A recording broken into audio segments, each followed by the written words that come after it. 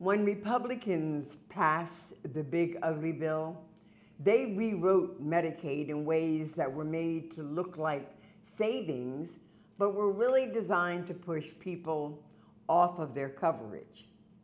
And they sold that lie to the American people because if people knew what this bill really did, they would all lose their seats in Congress.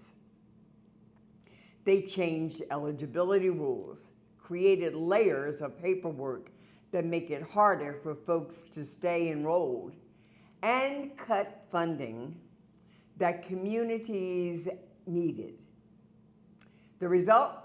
Families losing access to the doctor, the pharmacy, or the hospital that they've always relied on. A lot of the worst content of that big ugly bill will roll out months after it was signed into law, which is the month after the midterm elections, because Republicans think that they're really pulling one over on us, like we can't connect the dots. The tax cuts for billionaires are coming right out of our pockets, starting with our healthcare system.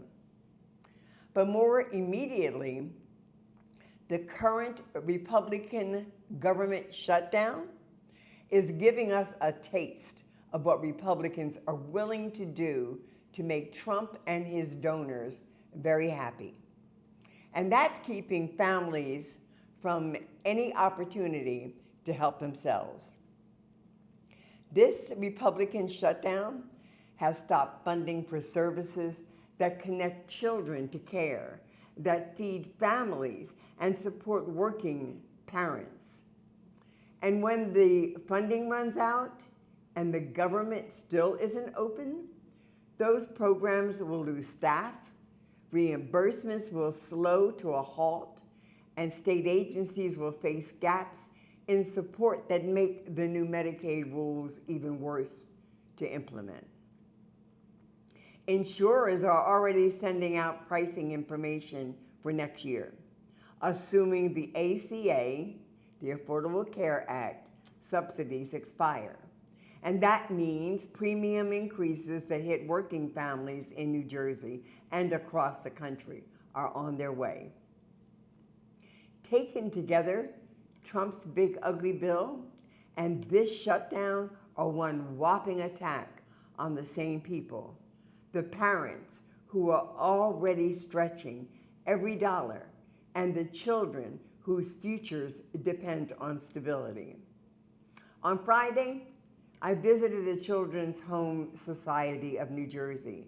I met with mothers who rely on WIC and on SNAP, caseworkers who go above and beyond their job descriptions to keep families connected to life-saving resources, and a leadership team who continues to sound the alarm while not turning away any person who comes to their door for help. One mother told me that she was reluctant to turn to WIC or SNAP because she's currently living at home with her mother, but she didn't want to put a strain on the government or to take resources away from another person in need. Yet she and her mother are both single women with children and are eligible for those programs.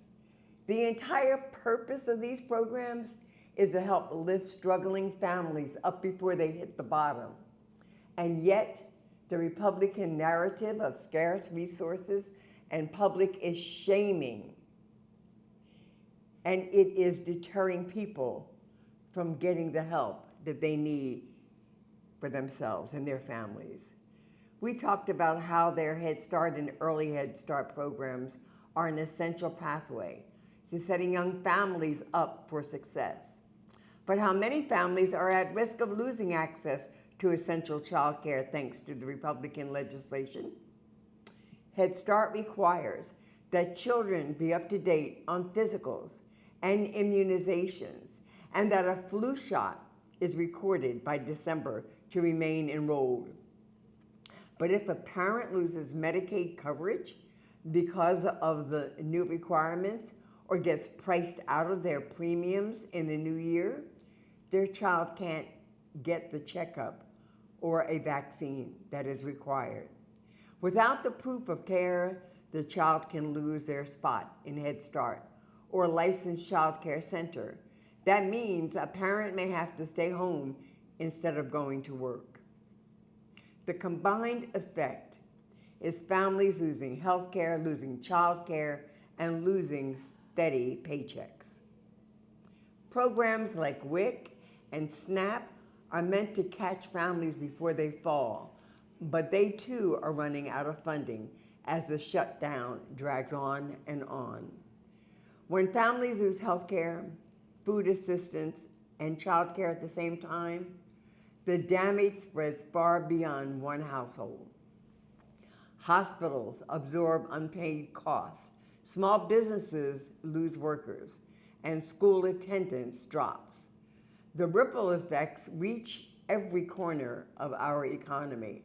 I'm not willing to sign off on a deal that makes these issues a permanent reality for families.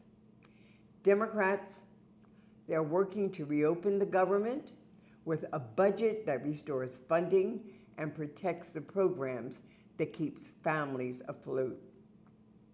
Signing on to the cruel Republican plan would cement the Medicaid cuts and make this suffering permanent. I won't do that. I came to Congress to fight for the people who are doing everything right and still find themselves one missed paycheck away from losing their livelihood. They deserve a government that keeps its promises, not one that abandons them in their time of need.